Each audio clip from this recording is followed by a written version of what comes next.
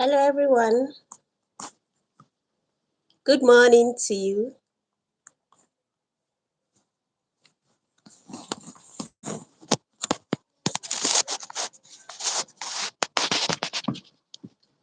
Hello, everyone. Good morning to you. You are welcome to a live section with me. My name is Favor, and on this space on YouTube, my name is Favor Beloved. This is my first time of going live on YouTube, and I hope you enjoy our tutorial today. We are here to talk about plantain chips making, that is mass production. If you want to go into plantain chips, if you want to go into the business, that is what we are here to discuss this morning. And I hope you find this helpful. I hope that this will help you. You learn one or two and learn from it. The reason for this video is for us not to repeat my mistakes, because I decided to come up with this video, to make this video, because starting plantain chips business as a beginner, not that I don't know how to fry, of course I know for me, but for me to mass produce, I've never done that. So when I was about starting, I did a lot of research, and I couldn't get the real stuff that I wanted. But with what I was able to lay my hands on, I said, okay, let me start and see, let me try my hands on it. And guess what? It was not easy. Now, one thing you should know about this video is this: I am not here to discourage you. In case you want to go into this business, this is not to discourage you, but this is to prepare your mind. This is to help you with the understanding of what you are about venturing into if you want to go into plantain chips business. It's not as easy as you might see or looked at it from afar off. How is it not to make plantain? I have been making plantain, blah blah blah. No, it's not about you making plantain. It's not about you making or frying plantain for yourself. Now we are talking of frying it in a larger scale, frying it for more than 10, in short, on a larger scale. That's what we are here to talk about today. So if one of your business plan for this year is to venture into plantain chips making, you are in the right place. Grab your popcorn while we talk about it. And while you are listening to it, in case you have any question, drop it in the comment section below. You have whatever, anything you want to know about at all as we get along. I'm here to answer your question. Once again, welcome to my channel. This is a live session with Favor, and we are here this morning to talk about plantain chips making. And so without much talk, let's not keep beating around the bush and all of that. Let's go straight into the business of the day. Now, what are we here for? Plantain chips. Now, if you look at the thumbnail before the video started playing, before we come online, you see the picture of plantain chips. That's our thumbnail for today's video. And so in case you might be wondering, what is plantain chips? Yes, it's just the art of frying plantain and making it crispy. That's just it. Plantain chips. You can decide to go to do the ripe one or the unripe one. Now, I'm going to tell us one by one, step by step, my experience, what I learned, my failure and all of that, my mistakes, and how you will avoid all those things in order for you not to run at loss, just like I did when I started at first. Now, to start with, what do you need to start a plantain chips business? Most people will tell you it's just to go to the market, buy your plantain, get your frying pan, and start the business. No. Now, the first thing you need to do is what? Know your audience, your target audience. Know those you want to supply for. Before you venture into it, that is, if you want to be doing it on a larger scale to be supplying for people, know who you are doing what supplying for. Move from store to store. Inform them. Get to let them know that, okay, you want to start this business, and they should show their interest. But you are not just going there empty-handed. As you are going there, you need to go with what? Sample of what you are making. Yes, you need to go with what? A sample of what you are making. for them to test, so that they can decide whether they will patronize you or not. And then another thing is, any sample you are going to give them, do not make your sample look so delicious, and then what you'll be providing for them afterward will not be up to the sample you give them. I repeat, when you are taking out your sample in order to look for vendor that you can be supplying for, maybe supermarket, all these small shops that you can be supplying your plantain chips to, for them to be selling for you, make sure that yes, the sample that you are taking to them is the same thing that you start bringing for them once you start supplying for them. Because most of us at times will give them samples and they will find it interesting, but when you start supplying, what you are supplying for them will not taste the same like the sample you first brought for them. So avoid that in order not to kill customer, not to kill the market for yourself. That is the number one thing you should know. Then number two, before venturing into this business, sit back and count your costs. Don't let anybody tell you that with 5,000, with 10,000, you can start a plantain chips business. It won't work, especially in this economy. It will not work for you, because the cost of buying groundnut oil in the market today is high. Everything is high in the market. So do not let anyone tell you that with 5,000 you can start a plantain chips business, unless if you are not planning on producing it on a larger scale. If it is just maybe small, like maybe you just want to do maybe just a bunch of plantain, you just want to fry just a bunch of plantain for you to test run your hand, okay, you can say, okay, with 10,000 I can make do. And there are things you need to have in place before you venture into it. There are tools that you need to have, and it is a must have. They are necessary. It is a must have. If you want to venture into what? A large scale plantain production. Please, as you are watching the video, give it a like, a thumbs up. Please like the video, share the video, invite one or two persons who might be interested in the video. And most importantly, please subscribe to the channel. It's very, very important. Kindly help to grow this channel. And by doing so, you will help me to bring more content to you, more educative content, especially content that has to do with business. Now, let's move forward. I was saying you need some tools in place. There are tools that you need in order to do what? To go into plantain chips business. The number one thing you need is what? Your frying pan. I'm not talking about the regular frying pan that you have in your kitchen, the small one. No. If you are venturing into a plantain chips for business, you need a good frying pan. I would have loved to bring it to show us, but I have oil in my frying pan, so I can't bring it to show us. But other tools that I have available with me, like the packaging stuff and all of that, I'm going to be showing us as we proceed. Now, the number one thing I say you should get is what? Your frying pan. That is number one. Then number two, you need this packing spoon. This is a packing spoon. You need it. It is a must have.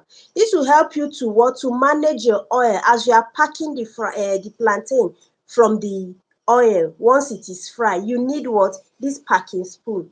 That's one of the things you need. Then another major thing you need if you want to venture into plantain chips making for business purpose is what? You need this grater. This is not the one I use. The one I use is the iron one. I cannot access that for now. So I just bring this one as a sample for you to see. So you need something like this. And if you want to use it to grate your plantain, you don't use this side. This is the side you need. But you are not going to use this face. I hope we can see it very well. You are not going to use this face. Rather, you turn it. You use this face. Now, I don't have raw plantain here. I would have tried to demonstrate it for us to see, but this is the face that you need. Because if you use this face, it's going to chop off. It's going to grate your plantain instead of slicing it for you. And you will not get what you want. In short, you are going to waste your plantain if you try to use this face. So do not use this face. Mind you, I said this is where. This is what you are using. This face is what you will use once you have your grater. Now, you turn it. Once you turn it, this is how you do it. You can decide to do it one like this, or you go up and come down. Now if you are going up and coming down, there is no way. This place is not sharp, it will not grate. This place will not grate. This is the only place, this edge here, you see this sharp edge, is what cuts your plantain chips, your plantain for you, into the size that you want. It gives you the accurate size. Now when I was trying to do my research, please, I'm sorry, this is not to discredit any video online. No, I'm only telling us what I learned from my own plantain chips making and the mistakes to avoid. That is what I am here to tell us this morning. Now, while doing my research, I come across some tutorial that will tell you you can make use of what? Knife. Yes, you can make use of knife if you do not have grater, but trust me, it's not going to be easy for you. The workload is going to be what? Heavy on you. So try as much as you can to do what? To get a grater. That will help you a lot, because this is time consuming. It consumes time a whole lot. Now when you will be on one plantain, trying to slice and get the correct size on just one plantain, you could be done with about 4 to 5 of these, while you are still trying to do what? To use knife. And so that is the advantage of you using this to do your plantain, to slice your plantain. Then once you get that in place, the next thing you should have in mind before you think of going to the market to do what? To buy your plantain is what? You need what? A charcoal stove. Yes, you can make use of your gas, but trust me, it's not going to be easy. Number one, gas is expensive. That is if you are in Nigeria. Gas is expensive. The cost of gas is expensive, number one. And number two, as you are doing it over time, the oil will split. Those one that will drip in the course of you pouring a fresh plantain into the hot oil, there are some oil that will drip through the side of the pot, of the frying pan, and might be touching your burner. And then over time, you see that your burner will start malfunctioning. You won't be able to use it. It means if you want to be using your gas, you should be ready to do what? To be changing your burner all the time, of which you are not going to find that palatable. So I would advise you go what? You go for a charcoal stove.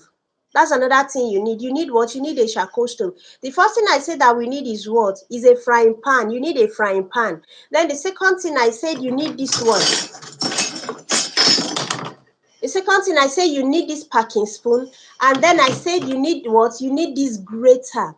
Get a good one. Get a strong one. This one is not strong. It might break in your hand with time. So this is not strong. So if you want to go for it, go for the iron one, the steel own, or the stainless one. Go for it. That will last you longer. Instead of buying this one today, you use it for like 2 to 3 production and you are going for another one again. So make sure you buy a good one of these. And then this one, that's what I say you should get before you start. And then the next thing I talked about now is what? Your charcoal stove. And then after getting the charcoal stove, another thing you should look out for is what? The charcoal itself. When you are going to buy your charcoal, insist on them giving you what? Iron charcoal. What did I say? Insist on getting iron charcoal. Let them know that you are using it for business. They should give you what? The iron charcoal, right? Because if you go for a paper charcoal, it will not serve you well. It doesn't burn well. Paper charcoal doesn't burn well. So insist on what's on iron charcoal. Those that sell the charcoal, they know the difference. So let them know that you are using it for business. That way, they will give you a good one. Another thing is, when you are buying your charcoal, don't buy it small, small. If you can afford the bag, buy it. If you cannot, they used to pack it in this paint rubber, the big paint rubber.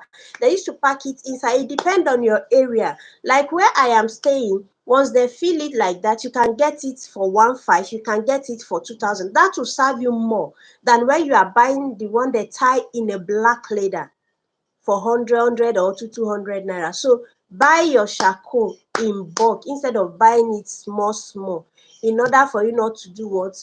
Run at loss. At least that way you will minimize cost. Now, moving on. What is the next thing that you need to consider before you venture into plantain chips business? The next thing you need to have is what? Your packaging tools, your packaging leather. Now, for a start, maybe you don't have large capital, you just want to start. I would advise you don't go for cup for a start. At least get to know your audience, get to know your buyer, get to know customers respond, consumers respond to the plantain before you start packaging it in a cup. So I'm going to show us the things that I use to package my own. This is one of my packaging leather. I use this. You can package it in this one for 200 naira depending on your location. This is it. This is the back and this is the front. Now, this place you are seeing is transparent. It will show people that yes, the content of this is what? Plantain. People will see the sheep through here, the plantain chips through here, because it is transparent. But here is not, they won't see. And then this is a ziplock leather. Once you put it, you don't need sellotape, you don't need stapling, you just ziplock it. This is a ziplock and it's very firm. So you can decide to use this as your packaging leather. Then another one that I use is this. This is another one that I use. You see this one. This one is a short one. Now, it depends on the area you are staying. If you want to package your leather for 50 naira, this is the perfect size you can use to package it. Perfect size. Now, this is another one I use to package for 200 naira. If you want to package for 200, is this one. Now, there's another one I use to package for 100 naira. I do not have that one available now. The 100 naira packaged leather is not available. But see this one now. The difference between this and the one I used to package for 100 naira is that that one is slim. Like this now. Like this. You can cut out. Okay, let me see. Let me see if I can fold it to show us the size of the 100 naira own. Let's see. Perfect. Perfect. Can you see this? The one I used to package for 100 naira, this is the width. The length is like this actually, but the width is like this. I have folded some parts out of this, so it's not as wide as it was.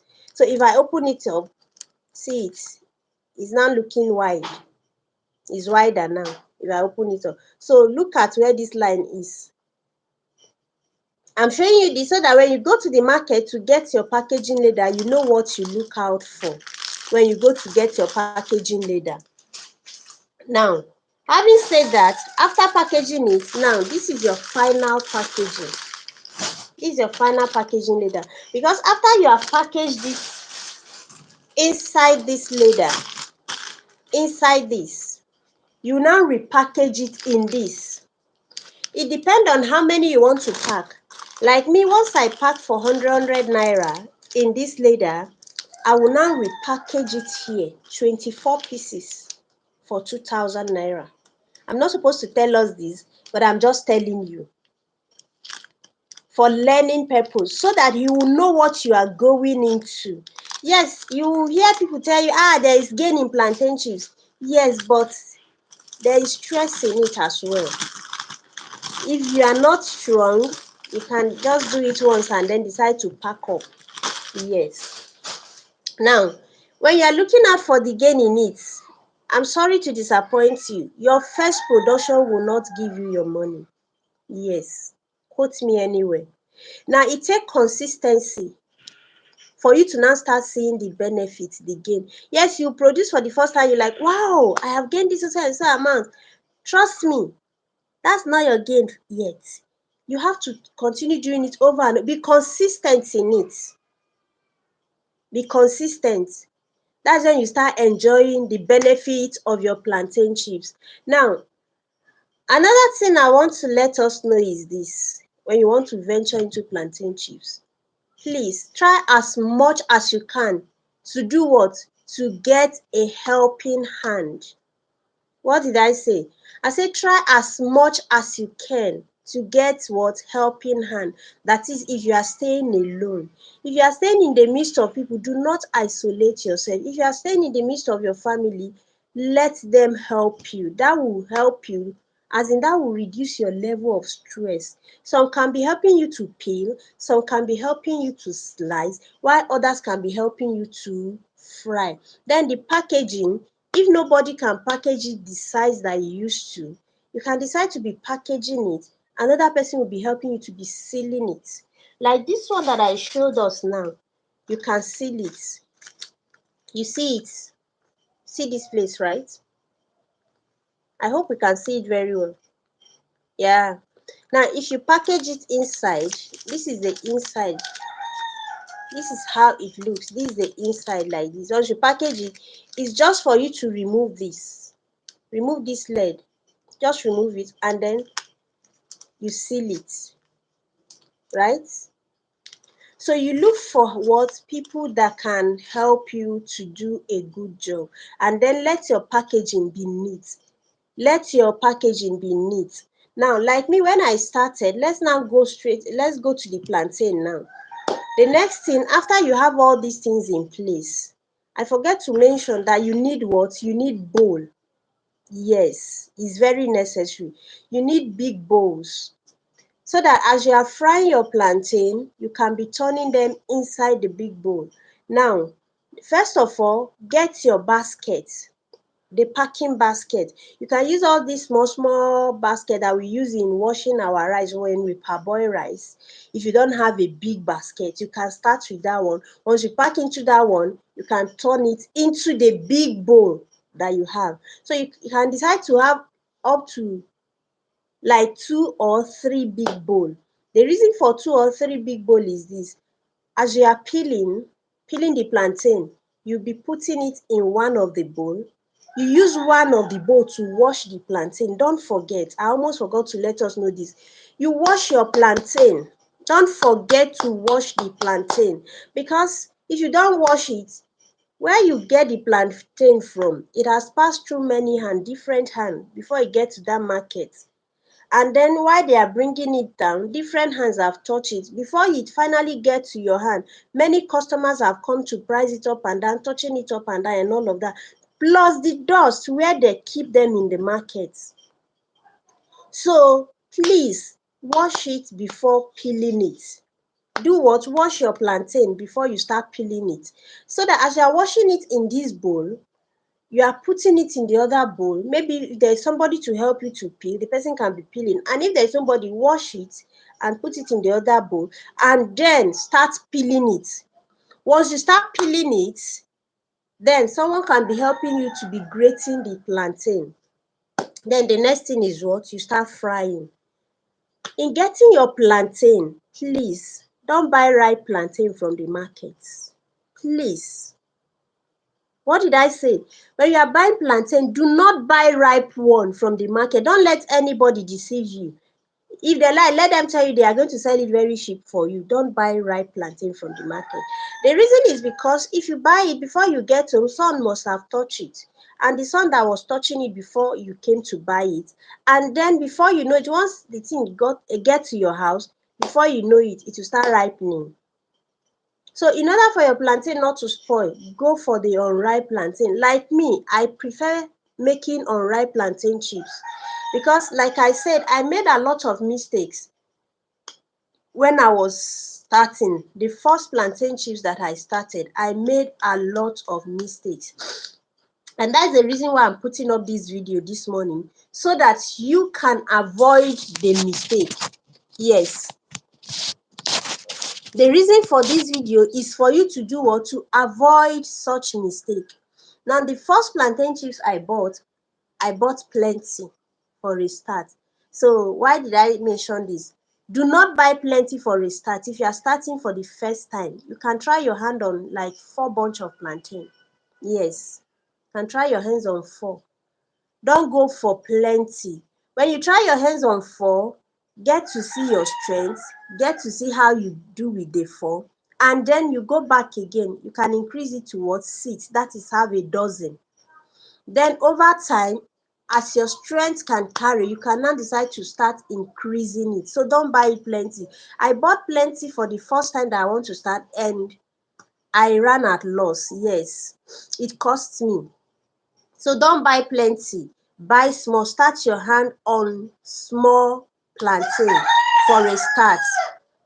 Then, like I said, do not buy ripe one from the market. Yes, the ripe one, if you don't have enough oil and your fire is not active, so that's why, that is my own experience. That's why till today I don't like buying ripe plantain, and I don't even fry it. I don't fry ripe one. I go for the unripe and then I spice it. That's what I do. So like I was telling things to get now, in doing your plantain, you can decide that you want to go for spicy plantain or just salt. It depends on what you want to do. Like me, I produce spicy one. Yes, I add spice to my own. You can decide to make use of ginger, you can decide to make use of garlic, you can decide to make use of pepper, you can decide to make use of only salt. Any one you want that you know it will sell, go for it, do it, but do the right thing. Then as you're frying your plantain, don't just fry it anyhow and then you start packing it from the fire. Allow it to dry. Allow your plantain to dry. And when I say allow it to dry, don't let it burn. Yes. So you should be watchful, let the plantain dry, because if it doesn't dry, it won't be crispy as you are packaging it, and that may kill your market. That was one of my mistakes starting up. The first plantain I did, I got good plantain from the market. Actually, they were good, but because I had little or no idea on how to preserve them, before you know it, within 2 days, the whole thing ripened and I couldn't fry. Even when I tried to fry, it was not coming out crispy. And again, then I was using this knife. I was not getting the accurate size. I was cutting it big. Another of my mistake was, again, I was trying to help my customers. And now, if you uh, slice it too tiny, too flat, no, now. So I was trying to be a good Samaritan to my customers, and I was cutting it big. Sorry, you cutting it very flat, it's not like you are being wicked or whatever. It's for you to have a crispy plantain chips. Now, if you cut it too big, it's not going to be crispy. It will not fry well for you. That's what I mean. So you have to do what? To make it as flat as possible, and that is the reason why you need this thing. Please excuse me. All right.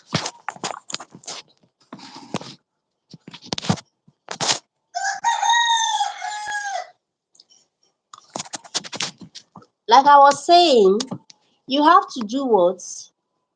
To make your plantain as crispy as you can, right? So in packaging it, don't keep the plantain for a very long time. I say do not keep the plantain for long when you are packaging your plantain. Don't keep it down for, as in when you are, as you are frying it, package it almost immediately, because if you leave it for long before you package it, air will enter. It will not be crispy for you again. It won't be what? Be crispy for you again. Now for this video, I plan to stop at 30 minutes for this video because I don't want to make it too long. So this 30 minutes is okay. So I might be wrapping up here. Anywhere we stop before the 30 minutes, I think we have like a minute and some second. We are going to do what? To end the video here, and then we'll continue on the next video, in the next video coming up this same time next week, Monday. So for today, we are drawing the curtain. Don't forget where we stop. When I come your way next time, I'm going to share more light on plantain chips making, how you can avoid mistakes. Don't forget. So we are going to talk about the mistakes you should avoid next time. So till I come your way again next time, thank you so much.